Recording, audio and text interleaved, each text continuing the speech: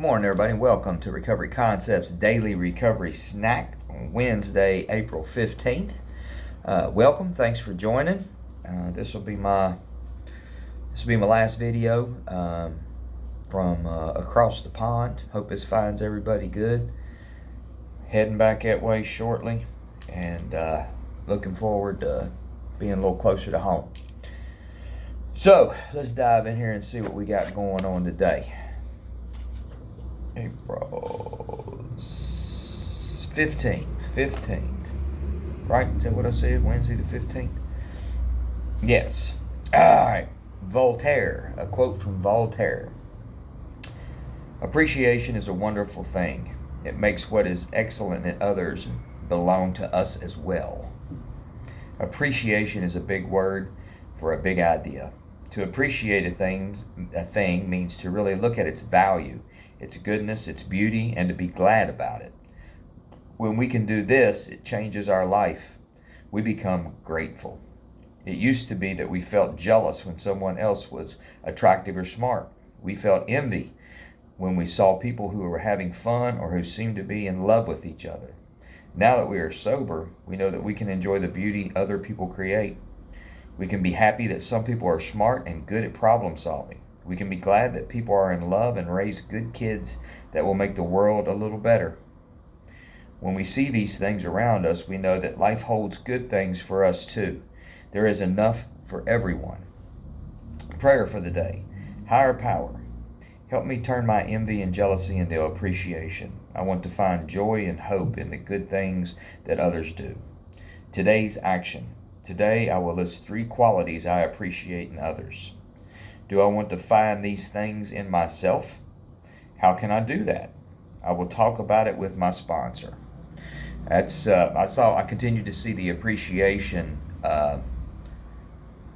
word, and finally I saw grateful. That's kind of what I was looking for, what I was thinking about when I was reading this. Appreciation is a wonderful thing. It makes what is excellent in others belong to us as well.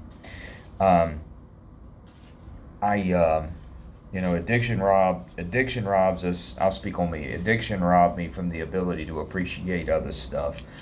And I believe these days, knowing a little bit more about me and how things were, it was derived from a inner conscious of conflict and disdain about how I felt about me.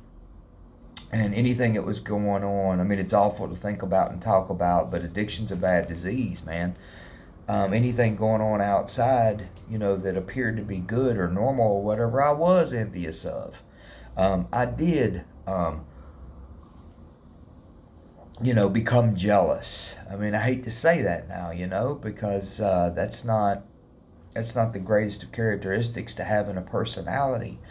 But I understand addiction. In addiction, I turned into somebody who I was not intended to be, and I did not have the opportunity to roll through things and think about things through logic, and I didn't have coping mechanisms that were healthy. I had coping mechanisms for sure, but they weren't healthy. I just didn't get it. I started so young. And used pretty heavy, and then hardcore addiction set in or whatever. I never really understood that what I was living was not normality, because it was normal for me. When you spend 30 years out there running and gunning like I did, and you start trying to get cleaned up at 38 or so, and start actually getting a hold of it around 41, 42. That's a whole lot of years to where it's amazing what we can make resemble normal, become normal in our minds. I really thought life was that way, and it was due to active addiction that my thought processes were the way that they were, and they were wrong, man. They were wrong, man. I've been at this recovery game a little while now, and I truly can understand what it means to be able to have gratification, to be grateful about seeing others win, seeing others have things, man, that have value. And I'm not talking about a brand new Lexus, man.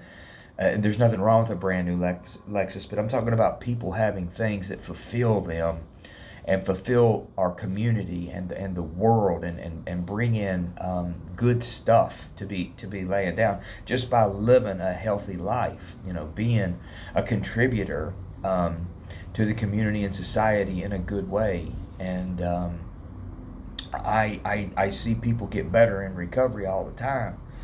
Um, and I know what has happened to me. I've been with me for 56 years. I know what happened to me. I know how it was, and I know how it is now. And we can change our basis of normal if we get willing to do the work and chase this thing a little bit. But the effect of gratitude in my daily life, man, is a big center point of what goes on with me these days. Um, I don't get it perfect all the time by far. I've had an interesting year and a half. Um, but there's always room for gratitude, even if it takes me a couple hours to come around and find it. I had a buddy of mine talked a lot about fear and faith. They're not supposed to be able to live in the same body. And I think that that's more so that you get to pick which one's home. You get to pick which one's home, because there's nothing that can be given. There's nothing that I can understand. There's nothing I can hear, see, or experience that I don't have an opportunity to go into fear or into faith. And I get that wrong sometimes. Sometimes I go into fear, but I'm a human being. I'm a flawed man. And even working a program, even being sober for a while, man, I can default back to what ran my life for decades, which was fear. But through the journey of recovery, I have learned that faith is a good skill set to apply to most any situation. If I'm practicing my faith in my world anyway, in my mind, if I'm practicing my faith in the correct way, how can anything that happened to me not be what's supposed to? Am I taking it back and saying, okay, now my higher power got it wrong? Everything else is great, but this one piece right here, man, was wrong. Am I going to have faith? Am I going to run in faith, or am I going to run in fear? And I'm going to get it wrong again before it's over with, I'll promise you. But way more times than not these days, faith runs in control. I'm contingent to live a way these days that is a better way to live, and it's contingent on the healthiness of my connection to my higher power. The healthier that connection is, the better my existence becomes, man. If I slip and fade a little bit or whatever, man, don't get in contact with my higher power for a while, my body and my mind show it, man. I catch up, man. The old stuff, if I don't keep putting the new stuff in, the old stuff will backfill. And I have to be aware of that. And I've shown myself that. It's been a few years now for sure, but there's been times where I've gotten away from my meetings. I've gotten away from my program and gotten real busy, thought I was supposed to be doing all these other things or whatever, because that's what success of recovery looks like, and my program suffered for it. And I started to suffer for that. I didn't relapse, but, I got caught up in my head trying to run the show again, and I forgot a whole lot of the base level stuff of what comes with a faith-based life and a recovery life, a life of sobriety and recovery. So these days, I get feeling a little bit squirrely or ain't feeling real good or whatever. It doesn't take me too long to track that back to my spiritual connection's not been updated recently, and I need to get back in there. So anyway, great reading today. I appreciate y'all joining. Y'all like, share, subscribe, anything you're drawn to. Tell a friend. Try to build this thing up. I'm real glad that you all joined.